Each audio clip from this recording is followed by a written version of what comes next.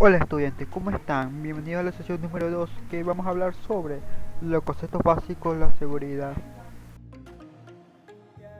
Vamos a hablar sobre tres conceptos principales que son desastre, riesgo e impacto.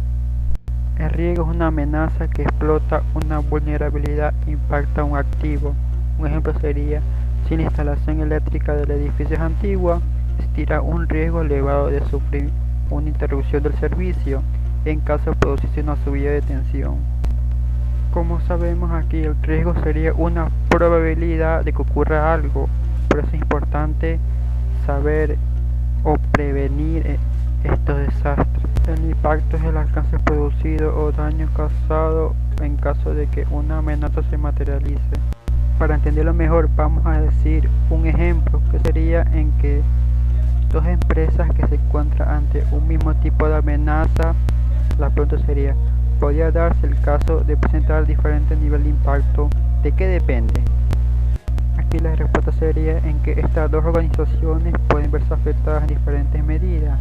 Ante la materialización de la misma amenaza, se han adoptado estrategias diferentes para solucionarla.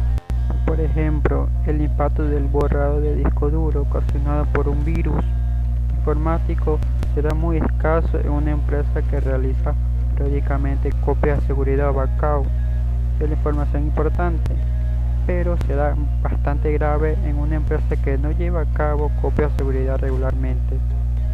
Ahora nos toca hablar de los desastres, que es cualquier evento accidental, natural o malintencionado que interrumpe las operaciones o servicios habituales de una organización o empresa.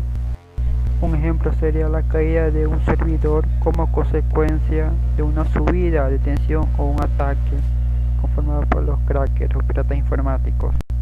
Ahora hablaremos sobre el análisis de riesgo. Para una empresa esto es muy importante porque define la identificación de activos, sus vulnerabilidades y amenazas a los que se encuentran expuestos, así como su probabilidad de ocurrencia y el impacto de las mismas, a fin de determinar los controles adecuados. Vamos a ver con un ejemplo lo que es el análisis de riesgo. Como vemos en este ejemplo tenemos que el riesgo es igual a la probabilidad de amenaza por la magnitud de daño. Como vemos tenemos en el eje X la probabilidad de amenaza y en el eje Y la magnitud de daño. Tenemos los valores que 1 es igual a insignificante, 2 es igual a bajo, 3 es igual a mediana y 4 es igual a alto. También tenemos el rango y los colores, por ejemplo, alto riesgo de 2,16 es rojo, amarillo de 8 a 3 es medio riesgo y verde de 1 a 6 es bajo riesgo. Una vez que entendemos lo que es la ecuación de la análisis de riesgo, vamos a ver con un ejemplo cómo vamos a nosotros a calificar las probabilidades de amenazas que representan una empresa XY.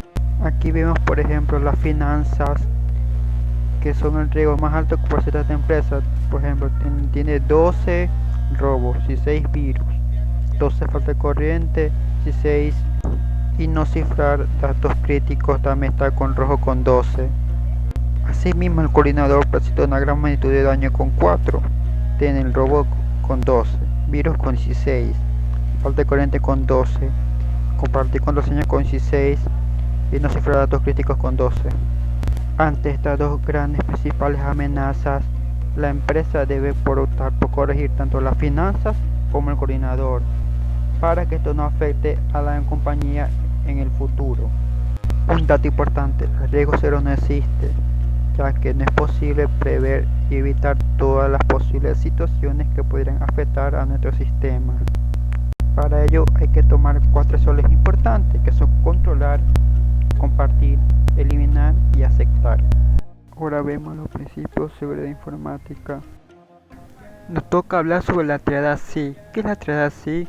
Como se vio en el anterior tema, está compuesta por la confidencialidad, integridad y disponibilidad.